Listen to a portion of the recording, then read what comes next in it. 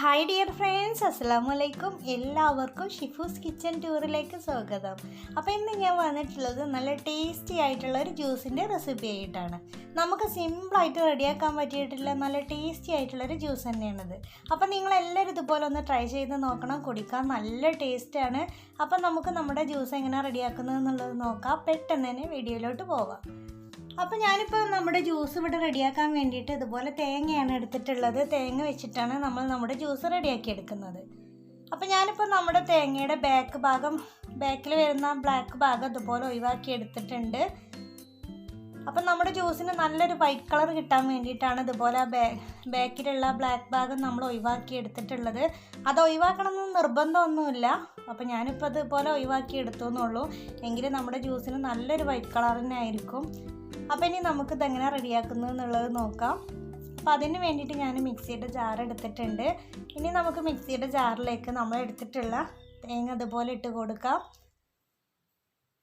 തേങ്ങ ചിരവി എടുത്താലും കുഴപ്പമൊന്നുമില്ല. ഇനി നമുക്കിതിലേക്ക് ഒരു ചെറിയ കഷ്ണം ഇഞ്ചി ചേർത്ത് കൊടുക്കാം. കൂടുതൽ ഇഞ്ചി ചേർത്ത് കൊടുക്കരുത്, ചെറിയൊരു കഷ്ണം ചേർത്ത് കൊടുത്താൽ മതി. ഇനി നമുക്കിതിലേക്ക് ഒരു 1/4 സ്പൂണ് ഏലക്കാപ്പൊടിയും കൂടെ ചേർത്ത് കൊടുക്കാം.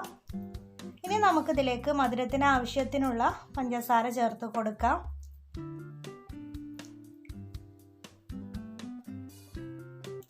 ഇനി നമുക്കിതിലേക്ക് ഒരു ഗ്ലാസ് വെള്ളം ഒഴിച്ച് കൊടുക്കാം. ഞാൻ സാദാ വെള്ളമാണ് നമ്മൾ ഒഴിച്ച് കൊടുക്കേണ്ടത്, ഐസ് വാട്ടർ ഒഴിച്ച് കൊടുക്കരുത്. തേങ്ങ വെച്ചിട്ടല്ലേ നമ്മൾ ജ്യൂസ് റെഡിയാക്കി എടുക്കുന്നത്. അപ്പോൾ നമ്മൾ സാദാ പച്ചവെള്ളം ഒഴിച്ച് കൊടുത്തിട്ട് ഇതൊന്ന് അടിച്ചെടുക്കാം. അപ്പോൾ ഞാനിപ്പോൾ അത് നല്ലതുപോലെ തന്നെ അടിച്ചെടുത്തിട്ടുണ്ട്. പിന്നെ ഞാൻ വീണ്ടും ഒരു ഗ്ലാസ് വെള്ളവും കൂടെ ഒഴിച്ച് കൊടുത്തിട്ടുണ്ട്. നമ്മൾ ഫസ്റ്റ് അടിക്കുമ്പോൾ ഒരു ഗ്ലാസ് വെള്ളം ഒഴിച്ചിട്ട് അടിച്ചെടുക്കുക, അല്ലെങ്കിൽ ഇത് നല്ലതുപോലെ അരിഞ്ഞിട്ട് വരില്ല.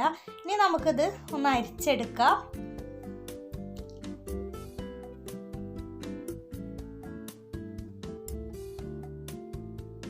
ഇപ്പം നമ്മുടെ ജ്യൂസൊക്കെ ഇവിടെ നല്ലതുപോലെ തന്നെ അരിച്ചെടുത്തിട്ടുണ്ട്. ഇനി നമുക്കിതുപോലെ 2 ഗ്ലാസ് എടുക്കാം.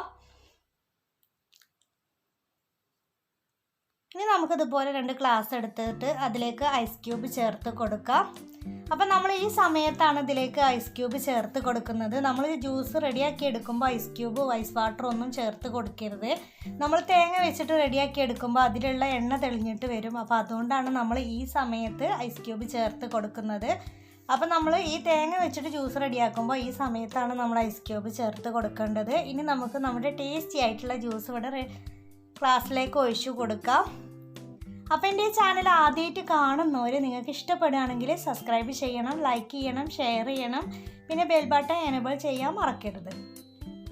അപ്പോൾ നിങ്ങളെല്ലാവരും ഇതുപോലെ ഒന്ന് ട്രൈ ചെയ്ത് നോക്കണം. വീഡിയോ ഇഷ്ടപ്പെട്ടാൽ ലൈക്ക് ചെയ്യാൻ മറക്കരുത്. അപ്പോൾ ഇൻഷാ അല്ലാഹ് ഞാൻ വേറൊരു വീഡിയോസായിട്ട് വീണ്ടും വരാം. Thank you for watching.